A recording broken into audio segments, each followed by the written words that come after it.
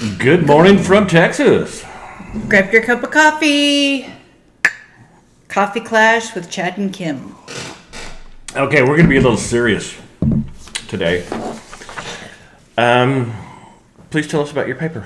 Well, I was asked when I was taking a Russian history class to write about how you could be like the Bolsheviks and take total control of a country.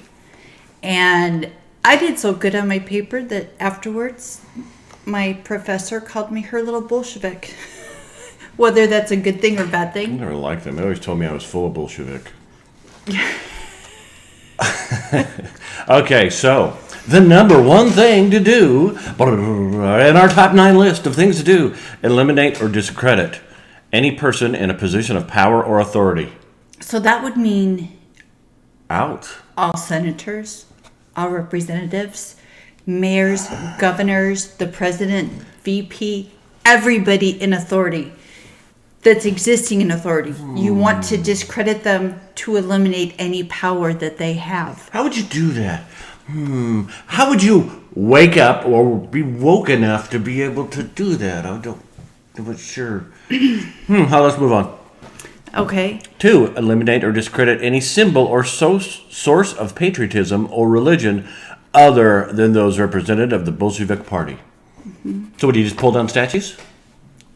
You can pull down statues. You can Throw prevent people from going to church. Throw soup on paintings? Telling them how awful church is.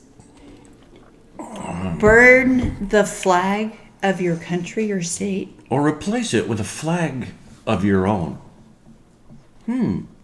That seems hard. And this is just how the Bolsheviks came to power, is what we're talking about.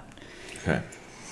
Number 3, seize all personal wealth of the nobility and bourgeoisie. Just seize power. Like go to their house and knock on the door.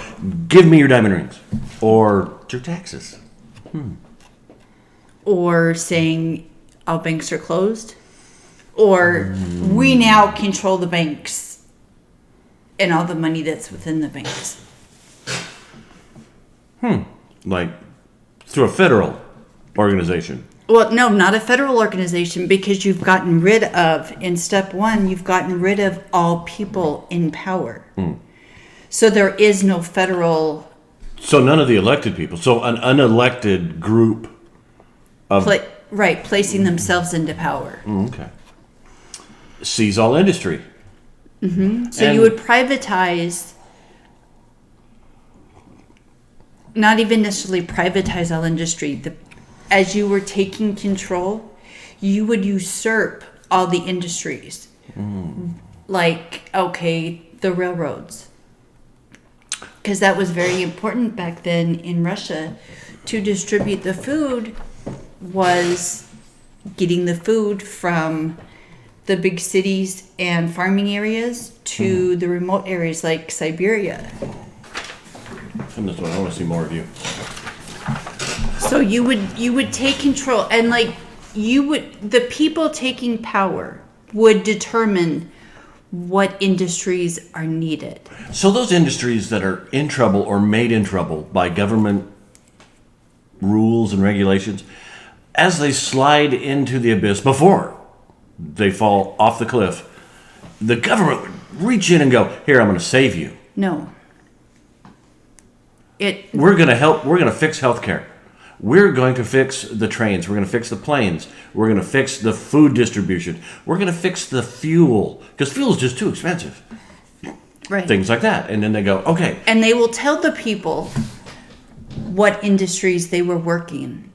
It didn't matter if you were a teacher, if you were a doctor, if you were a bank president. They were going to tell you what industry you were going to work in. Okay, number 5, seize all privately owned weapons. So there's no private ownership of guns, knives, spears, aside from kitchen knives. They allowed the women to have kitchen knives to be able to slaughter chickens, cook food. Okay, number 6. Enact laws to prevent the accumulation of personal wealth by the citizens. How'd you do that? Say through. It would basically be if you're. It's not taxes. It's saying, okay, you will work for X amount of dollars a day, and that's all you get. You can't, and you're going to work so many hours, you can't work a second job. You're going to do what we say, and we're going to tell you where you're going to live. Okay. Number 7, redistribute seized lands. Mm-hmm. Now, how much of, say, Montana does the federal government own? Oh, Montana? Between Montana, Wyoming, Idaho. Like 90%. Nevada? Yeah. The government owns so much of it. That's why there's so many national forests and national parks. But it's, okay, these people coming in would take that land that the government owned and say, okay, you know what? This would be really good for the lumber industry. So forget the national forests. We're going to chop it down to build homes for the poor in over here. Right. Oh, okay. Number 8, socialize all necessities, i.e. medicine, education, food, and electricity. Gee, that falls right back into the seize all industry. Well, it's a little bit different. It's like you're seizing the industries, but like redistributing the healthcare, the education, and the electricity.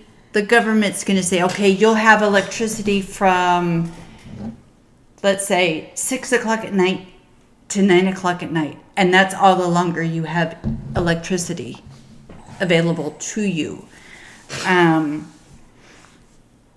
You've got a bronchial infection. Okay, here's the medicine. We're going to give you the medicine you need. And you're going to see our doctors. We're going to tell you which doctors you're going to see. You're going to see Dr. X instead of Dr. J, and when you've been seeing Dr. J for years. Wow. Gee, I don't know. This sounds really like something I've heard before. Well, I'm sure you've heard about the Bolsheviks that happened in 1917, when they started their revolution to take and create the SSR, the Soviet Socialist Republic. But something closer to home, something more. Yeah, it just sounds familiar, you know. Close all national borders. Yep. So if you don't live in a country, you can't just go across the border and say, okay, I live in Georgia and I want to go stay in Alabama. Yeah, Alabama. You can't. The national borders are closed. Nobody can come into where you are, and nobody where you are can go out from where you are. Unless you have the correct papers from the government. So if you're born on that city block, you're going to stay on that city block until the day you die. If that's where the government says you need to live, yes. Right. Unless they say, oh, you know what? We're going to send you to the Black Sea.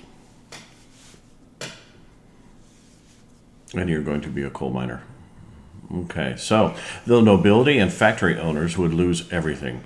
Their land would be redistributed, and any pieces of art, jewelry, and furniture would be sold off and used to fund social programs. They would get to keep their bed and kitchen table.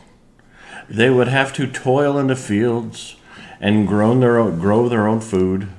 After living like a peasant for at least 5 years, they could apply for a factory job. The factory workers would get a say in how the factory is run and set a wage and set working hours. They would also receive a list of expectations, and if they cannot meet them, they would move to agriculture. Now, the list of expectations is, okay, you will create this many whirligigs a day or an hour. And if you can't meet that, sorry, we don't need you. Cannot meet them, they are moved to agriculture. The peasants would receive land to farm, pasture for grazing, their livestock, and money for home repairs. Because back in these days, the peasants had nothing. Absolutely nothing. And that's what the Bolsheviks were trying to do, was get rid of the haves and have-nots. They wanted everybody to have and everybody to have equally. Now, when they say equally and everybody have equally, that didn't include the Bolshevik leaders. That didn't include the oligarchs. Because the oligarchs would get the, here, do this for us. Okay, I'm going to take that. And let us do that. And so between them, it was really a tit for tat between the oligarchs and the Bolshevik leaders. And didn't at the end of the revolution, all these guys get sent to Siberia? No. Now, the people up here in charge use them to destroy, and then so you don't have a bunch of revolutionaries running around. After the revolution is over, you eliminated all these guys. So, like Antifa, any green organization, anything that fought against the government and the people would just disappear. Right. Not that they had Antifa or Greenpeace or anything like that, but even people that were Bolshevik leaders in the beginning disappeared. Like, what's his Trotsky. Yeah, like Trotsky. He was really in there with Lenin, and they were best buds, and then Lenin took power, and Trotsky disappeared because Trotsky had a more liberal view of things than Lenin. So if all these people who are going, we need to change the world. Yeah, they're the ones being used as a tool, the foot soldiers, and then they will disappear. And it'll just be the haves and the have-nots all over again, just a different group of people having. Right. It'll be the newly created government of the Bolsheviks that will have everything. And everybody else will have not, and they'll like that they have not. Mm-hmm. Well, that just sounds like a bunch of Bolshevik. But the nice thing is the peasants were given land to farm, which before you had rural peasants that had an area to farm. They also had to farm for other people, and they kind of got what was left over. Kind of like serfs. Yeah. You will stay here, you will farm this, or we'll kill you. Or remove you and put somebody else in there to do it. So this has been happening for several thousand years. Right. The same dumb idea. And now people are coming back going, wow, this is a great new idea. Now, it's the same dumb idea. Yeah, when people say, well, socialism will work, it just hasn't been done in the right way.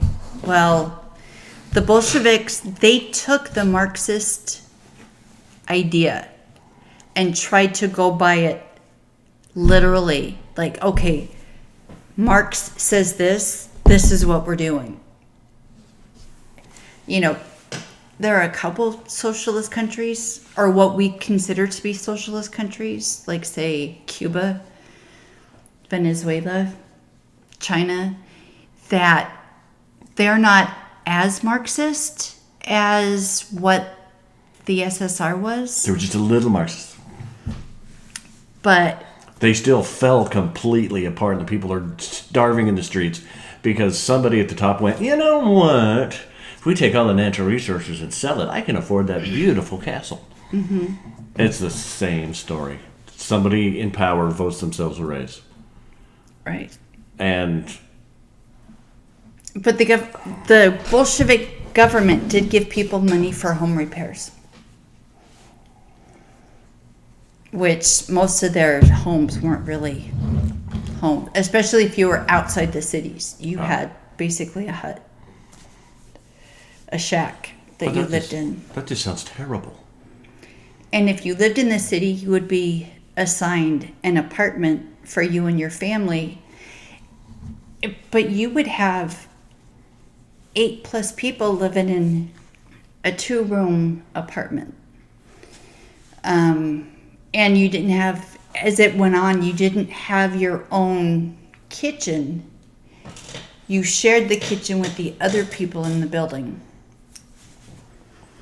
Wow, what a happy carrot Klatch. Yeah. So, I wanted to talk about the Bolsheviks since I wrote this paper. I was so proud of it. The professor thought that I was on the right idea. Not that I'm looking to be a Bolshevik. I don't want that much responsibility. And please, don't be a Bolshevik. Yeah. So subscribe, share. We're going to be talking Coffee about Clash. serious things every once in a while. We're going to be talking about fun things every once in a while. Trying to get something put out every day just to say hi. Good morning, Texas. Think about what you want in your life. Fight for it. Be happy. And we'll see you all mañana. Bye.